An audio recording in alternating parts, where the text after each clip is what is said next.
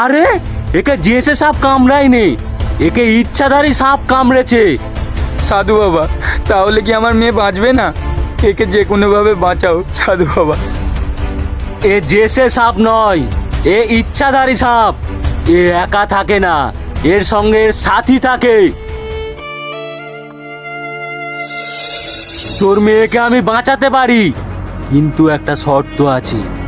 তোর এই মেয়েকে নিয়ে সারা জীবনের মতো গ্রাম ছেড়ে চলে যেতে হবে। কেন সাধু বাবা, কেন আমাদের এই গ্রাম ছেড়ে চলে যেতে হবে? কারণ তোর মেয়েকে বাঁচিয়ে দেওয়ার পরে তোর মেয়ের পিছনে পিছনে ঘুরবে প্রতিশোধ নেবার জন্য। ওর একটা সাথী থাকে, ওই সাথী প্রতিশোধ নেবে। ঠিক আছে সাধু বাবা, তুমি যেটাই বলবে আমরা সেটাই করব। তুমি আমার মেয়েকে বাঁচিয়ে দাও। ঠিক আছে, ডাকছি ওই ইচ্ছাধারী নাগিনকে।